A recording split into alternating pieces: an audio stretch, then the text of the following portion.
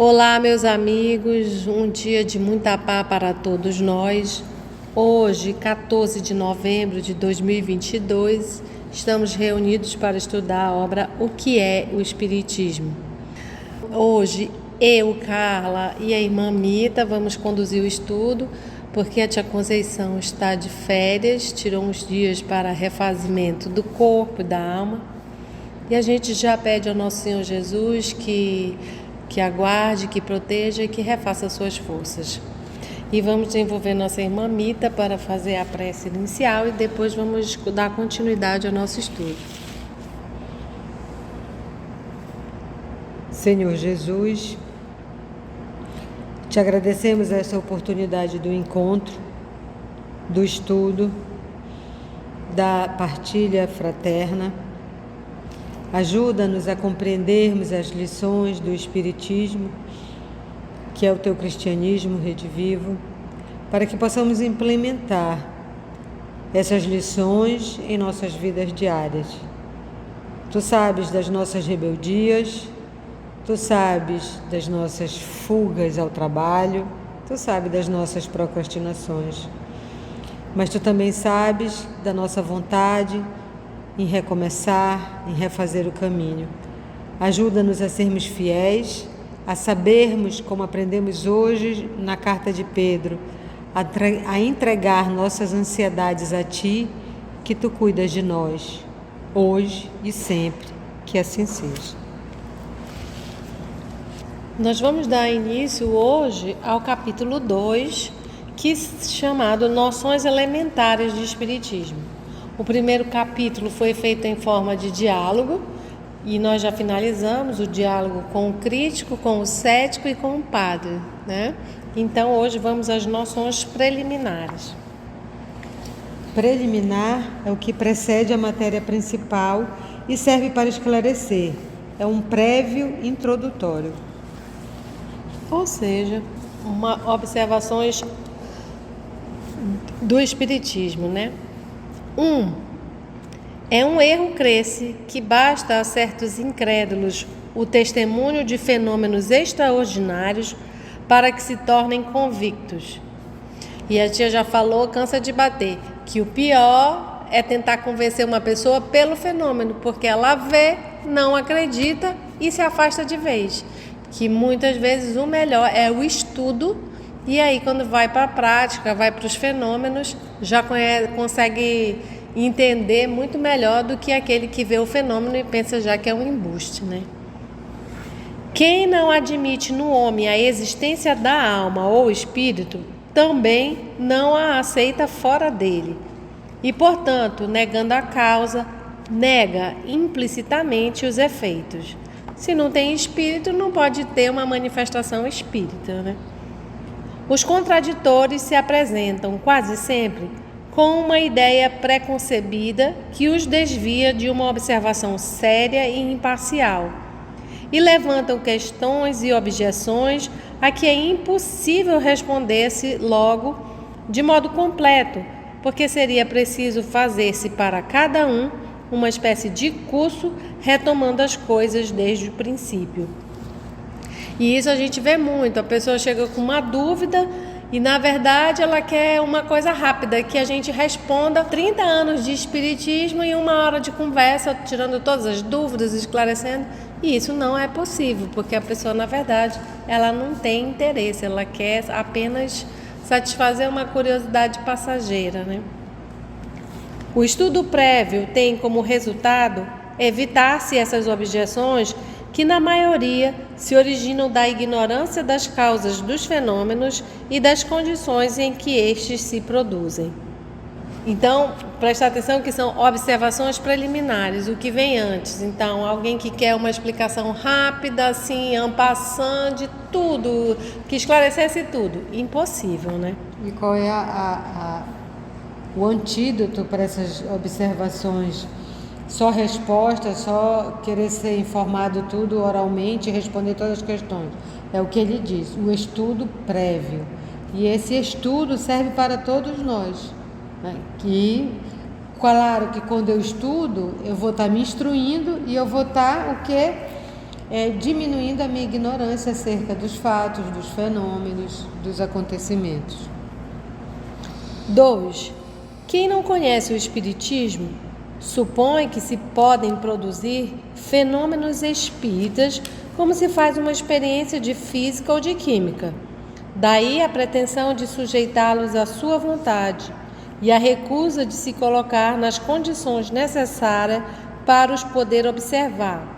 Como já dizia o Chico, o telefone não é daqui para lá, é de lá para cá. Então a gente que tem que estar à disposição e não eles. Ou já é como ele diz, um sinal de ignorância, né? Que você desconhece os fenômenos espíritas, achar que você pode fazer a experiência a hora que quiser e que vai estar à sua vontade. Continua Kardec. Não admitindo como princípio a existência e a intervenção dos espíritos, ou pelo menos não conhecendo nem a sua natureza, nem o seu modo de ação, esses indivíduos se comportam como se operassem sobre a matéria bruta, e desde que não obtêm o que pedem, conclui que não há espíritos. Ou seja, porque as experiências de ordem material, elas são repetidas e repetidas quantas vezes forem necessárias e elas ocorrem, né? A lei da gravidade dá para provar, porque a maçã vai cair. Quantas vezes a gente joga a maçã? Mas os fenômenos espíritas não, a gente tem que aguardar a vontade deles. Colocando-se em um ponto de vista diferente, compreender-se-á que, não sendo os espíritos mais que almas dos homens, todos nós, depois da morte, seremos espíritos e que nestas condições também estaríamos pouco dispostos a servir de joguete para a satisfação das fantasias dos curiosos. Número 3. Ainda que certos fenômenos possam ser provocados, eles, pelo fato de provirem de inteligências livres, não se acham absolutamente à disposição de quem quer que seja. E quem se disser capaz de obtê-los, sempre que queira, só provará ignorância ou má fé. É preciso esperá-los, apanhá-los em sua passagem, e muitas vezes é quando são menos esperados que se apresentam os fatos mais interessantes e concludentes. Aquele que seriamente deseja instruir-se deve nisto, como em tudo, ter paciência e perseverança e colocar-se nas condições indispensáveis. De outra forma, é melhor não se preocupar com isso. Ou seja, precisa ter tempo para observar, para estudar e como os espíritos são inteligências livres, eles não estão à nossa disposição. Tempo e disciplina, né? Ele fala muito de disciplina na moral, disciplina no horário, disciplina na perseverança ali de estar, né? Então, 4. Nem sempre as reuniões que têm por objeto tratar de manifestações espíritas se acham em boas condições, seja para obter resultados satisfatórios, seja para produzir a convicção. De algumas mesmo, não podemos deixar de convir, os incrédulos saem menos convencidos do que o eram quando entraram, lançando em rosto ao que eles falam do caráter sério do espiritismo, as coisas, muitas vezes ridículas, de que foram testemunhas. Nisso, não são eles mais lógicos que aqueles que pretendessem julgar de uma arte pelas primeiras provas de um aprendiz, de uma pessoa pela sua caricatura ou de uma tragédia pela paródia.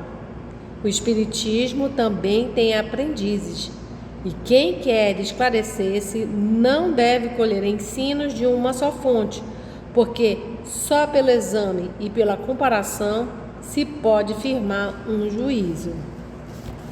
Nenhuma só fonte, nenhuma só reunião.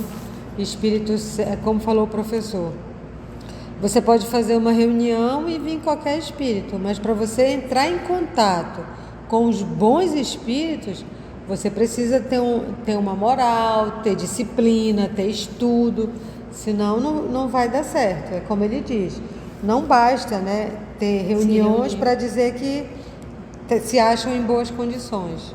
A tia fala muito do grupo mediúnico, né? Da importância da seriedade, de conhecer, da fraternidade do grupo, né? Quinto, as reuniões frívolas têm o grave inconveniente de dar aos noviços que a elas assistem uma ideia falsa do caráter do espiritismo. Os que só têm frequentado reuniões dessa espécie não podem tomar a sério uma coisa que eles veem tratada irrefletidamente pelos próprios que se dizem adeptos. Um estudo antecipado lhes ensinará a julgar do alcance do que veem, a separar o bom do mal. Ou seja, reuniões frívolas são reuniões fúteis, incoerentes. E vai dar como ele diz, tem o grave inconveniente de dar aos noviços, aos novatos, uma ideia falsa do caráter do espiritismo. E por quê? Porque se trata de uma coisa que eles veem tratada irrefletidamente, que é o quê? Sem reflexão. As pessoas estão lá só para provocar o fenômeno. E ele está falando isso numa época que isso acontecia muito, né? Em Paris, nessa época, era comum nas festas fazerem reuniões mediúnicas, as mesas girarem, as batidas, essas coisas todas. Então ele está dizendo, não é isso, não é uma reunião séria. E o que é que ele diz contra isso? De novo, um estudo antecipado lhes ensinará a julgar o alcance do que vem e a separar o bom do mal. Quando a gente pega uma obra, que a gente folheia a obra e vai ver o que está escrito nela, se tiver escrito muitas bobagens, muitas coisas absurdas, a gente já sabe. Pode ser uma obra mediúnica? Sim, mas é uma obra séria? Não. Então isso o estudo faz a gente aprender. E também, voltando um pouquinho no outro, que ele fala do estudo, né? Por isso a importância da gente estudar as obras básicas, né? Para a gente ter base, já diz ou não, para ter a base, para saber diferenciar algumas coisas que são bem sérias mesmo. 6. O mesmo raciocínio que se aplica aos que julgarem o espiritismo pelo que dizem certas obras excêntricas, que deles apenas dão uma ideia incompleta e ridícula. Ou seja, foi como a gente falou ainda agora. Hoje tem muito mais, mas mesmo naquela época do Kardec, tinha muita obra mediúnica. Inclusive, até a gente viu na Revista Espírita de 1859, quando Swedenborg, que era um cientista, que era um homem, vamos dizer assim, diferenciado, ele começou a desenvolver a mediunidade e apareceu um espírito para ele, o espírito dizia que era Deus. E ele escreveu isso e fez muito sucesso. E depois, ao ser evocado, ele mesmo disse, não, aquilo era uma bobagem. E ele está dizendo aqui que tem muita gente que julga o espiritismo de certas obras excêntricas. E faz uma diferença porque tinha muitas obras também espiritualistas naquela época. Do mesmo jeito que tinha a revista espírita, tinha uma revista que era uma revista espiritualista.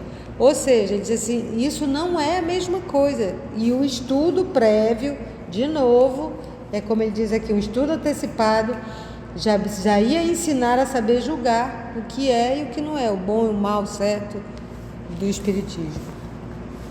O espiritismo sério não pode responder por aqueles que o compreendem mal ou que o praticam de modo contrário aos seus preceitos, assim como não o faz a poesia por aqueles que produzem maus versos.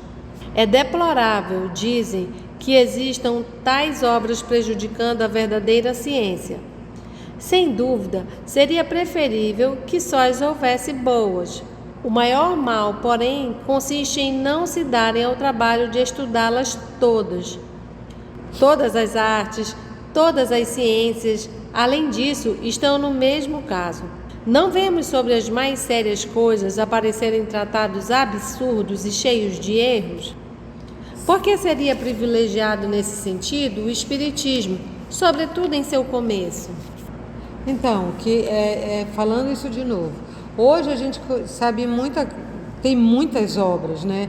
Hoje em dia, tanto espírita como não espírita, falando bem, falando mal, falando certo, falando bobagem. E naquela época também existiam. E ele diz que se isso acontece com qualquer coisa, tanto na arte, na cultura, na música, na literatura, por que não ia acontecer com o espiritismo? E além do mais, que o espiritismo, nesta época que ele escreve este livro, é uma ciência nascente. E o que ele fala, e eu acho que cabe muito para hoje, é essa questão de não estudá-las. O problema não é ter obra ruim ou obra boa, né? É assim, é você estudar e não tomar tudo como verdade. Vamos estudá-las. Então, para a gente hoje também a gente recebe tanta notícia, né? Eu passei porque foi fulano que me passou. Não, vamos estudar, vamos investigar um pouco o assunto, saber do que está se tratando. E esse cuidado Kardec já tinha lá em 1859, né? Vamos estudar, vamos ver o que estão dizendo, vamos ver se está sério, se está errado. Se está errado, o que está errado. Não é só falar, não, isso não presta. É saber por que não está de acordo, né? E a Conceição sempre faz uma crítica, assim, que é válida, que é o seguinte... também se acostumou a ficar só nas apostilas, né? E o que era para ser um orientador acabou virando a base do estudo, né? E que na verdade era só um norte para a pessoa aprofundar, e acabou virando a Bíblia do Espiritismo, virou as apostilas. Então estudo sério e aprofundado, né? Se os que criticam não tomassem as aparências por base do seu juízo, saberiam o que ele admite e o que rejeita, e não lhe lançariam em conta o que ele repele em nome da razão e da experiência. Ou seja, aprofundando, estudando, a gente conhece o que pode, o que não pode, o que é correto e o que é incorreto. Item dos espíritos. 7. Os espíritos não são, como supõem muitas pessoas, uma classe à parte na criação. Porém, as almas, despidas do seu invólucro corporal, daqueles que viveram na terra ou em outros mundos. Aquele que admite a sobrevivência da alma ao corpo, admite, pelo mesmo motivo, a existência dos espíritos. Negar os espíritos seria negar a alma. E aqui a gente vê porque esse é um livro inicial, né? Um opúsculo inicial para o estudo. Ele vai falar de coisas bem básicas. Ou seja, que os espíritos não são uma classe, não é uma coisa diferente, não é uma criação à parte do Criador, né? De Deus. São apenas as almas despidas do seu invólucro corporal. Ou seja, somos nós sem o corpo físico. 8. Faz-se geralmente uma ideia muito errônea do estado dos espíritos. Eles não são, como alguns acreditam, seres vagos e indefinidos, nem chamas semelhantes a fogos fatos, nem fantasma, como os pintam nos contos das almas do outro mundo. São seres nossos semelhantes, tendo como nós um corpo, mas fluídico e invisível no estado normal. Bem básico, o que são os espíritos, como é o corpo deles, sutilmente, né? Não são almas, não são fantasmas, são delimitados, eles têm um corpo, mas é um corpo que é só o quê? Fluídico e invisível ao estado normal, no estado normal deles. 9. Quando a alma está unida ao corpo, durante a vida, ela tem um duplo invólucro, um pesado, grosseiro e destrutível, o corpo. O outro, fluídico, leve e indestrutível, chamado perispírito. Novamente a gente vê aqui que ele está sendo bem didático, né? O que é um espírito, não são seres à parte, como é que ele é feito, como é o corpo dele, como é o nosso, aqui está bem tranquilo. 10. Há, pois, no homem 3 elementos essenciais: alma, corpo, perispírito. Alma ou espírito é um princípio inteligente em que residem o pensamento, a vontade e o senso moral. Corpo, invólucro material que põe o espírito em relação com o mundo exterior. E terceiro, o perispírito, invólucro fluídico, leve, imponderável, servindo de laço e de instrumento entre o espírito e o corpo. E aí, como ele diz alma ou espírito, que ele diz que é a sede onde residem o pensamento, a vontade e o senso moral, nos remete ao item 24 do Livro dos Espíritos, quando eles dizem que a inteligência é um atributo essencial do espírito, é um atributo, mas que nós ainda, em nossas confusões, a gente confunde um com o outro. E a gente percebe aqui que o invólucro material é só um meio de se comunicar, que tudo está no espírito, na alma. 11. Quando o invólucro exterior está usado e não pode mais funcionar, tomba e o espírito o abandona, como o fruto se despoja da sua semente, a árvore da casca, a serpente da pele, em uma palavra, como se deixa um vestido velho que já não pode servir. É o que se designa pelo nome de morte. Então, morte é só largar esse corpo e vamos para a próxima etapa. 12. A morte é apenas a destruição do envoltório corporal que a alma abandona, como o faz a borboleta com a crisálida, conservando, porém, seu corpo fluídico ou perispírito. Ou seja, nossa alma, nosso espírito não morre. Apenas o que morre é esse corpo. Isso. Morre quando suas células se exaurem, né? Então, ele se dissolve e vai ser reaproveitado de outra forma e a alma continua. Porque tinha a teoria de que a alma se juntava com um todo espiritual e volta. Não, ela tem a sua individualidade, né? Isso. 13. A morte do corpo desembaraça o espírito do laço que o prendia à terra e o fazia sofrer. E uma vez libertado desse fardo, não lhe resta mais do que seu corpo etéreo, que lhe permite percorrer o espaço e transpor as distâncias com a rapidez do pensamento. Aí a gente lembra da Conceição, que disse que quando ela desencarnar, ela quer logo dar um rasante embaixo da ponte do Rio Negro e aguardar o show do Cabi Peixoto na primeira fila. E é interessante que volta, como ele diz, isso é só uma noção preliminar, porque depois, com mais estudo, a gente vai saber, não é todos que podem se transportar no espaço com a rapidez do pensamento, vai ter os senões, a moralidade, o que ele já adquiriu para poder fazer isso. Então, por isso que é só preliminar. 14. A união da alma, do perispírito e do corpo material constitui o homem. A alma e o perispírito separados do corpo constituem o ser chamado espírito. Observação. A alma é assim um ser simples, o espírito um ser duplo e um homem um ser triplo. Aqui ele diz que a alma é um ser simples, né? E que o espírito é um ser duplo.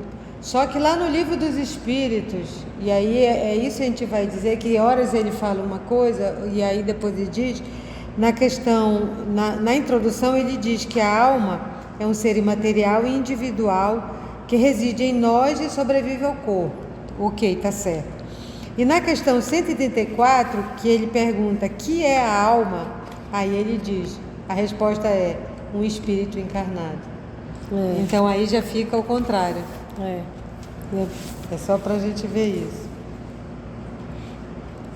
Seria mais exato reservar a palavra alma para designar o princípio inteligente e o termo espírito para o ser semimaterial formado desse princípio e do corpo fluídico. Mas, como não se pode conceber o princípio inteligente isolado da matéria, nem o perispírito sem ser animado pelo princípio inteligente, as palavras alma e espírito são, no uso, indiferentemente empregadas uma pela outra. É a figura que consiste em tomar a parte pelo todo, do mesmo modo, porque se diz que uma cidade é povoada de tantas almas, uma vila composta de tantas famílias. Filosoficamente, porém, é essencial fazer-se a diferença. E é como a Mita disse, depois ele vai deixar bem mais sistematizado que a alma é o espírito encarnado e o espírito A individualidade. já desencarnado é a individualidade. 15. Os espíritos revestidos de seus corpos materiais constituem a humanidade ou mundo corporal visível. Despojados desses corpos, formam um mundo espiritual ou invisível que povoa o espaço e no meio do qual vivemos. Sem disso desconfiar, como vivemos no meio do mundo dos infinitamente pequenos, de que não suspeitávamos antes da invenção do microscópio. Ou seja, os espíritos estão entre nós, convivem conosco e a mais das vezes são eles que nos dirigem.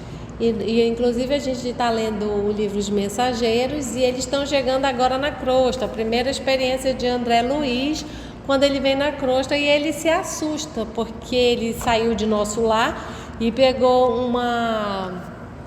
Tempestade magnética? Não, ele pegou um passe para melhorar a percepção. Ele pegou uns fluidos magnéticos para melhorar a percepção dele. Então, quando ele vem dessa vez, ele percebe e fica estarrecido com a quantidade de espíritos circulando toda hora, indo e vindo, uns juntos, outros sozinhos, uns que acenavam para eles das sacadas das janelas.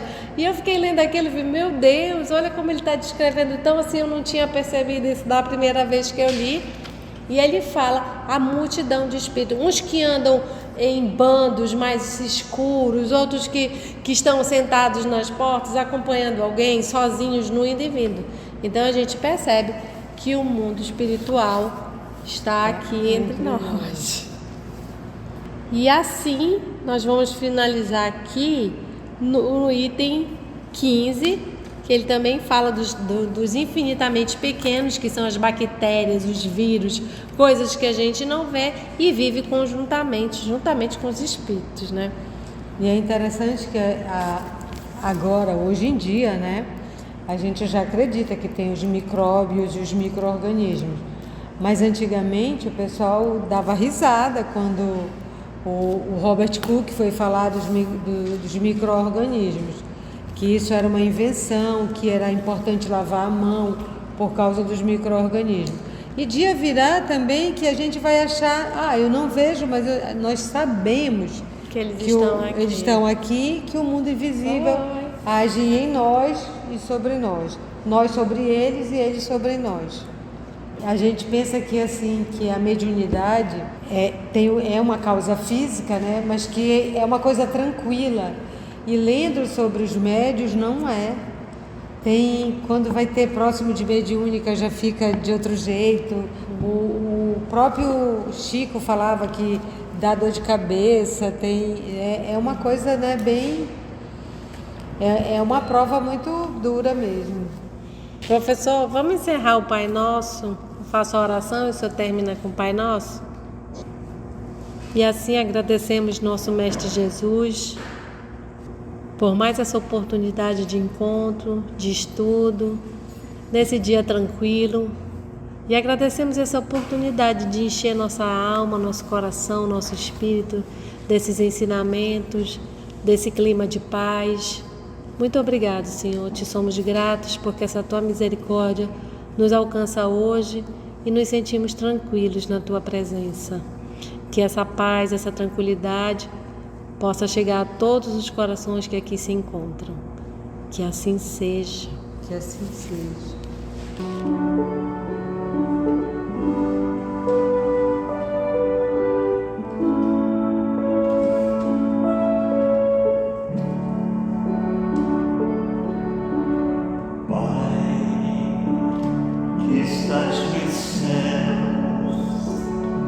Na luz dos sóis, Pai.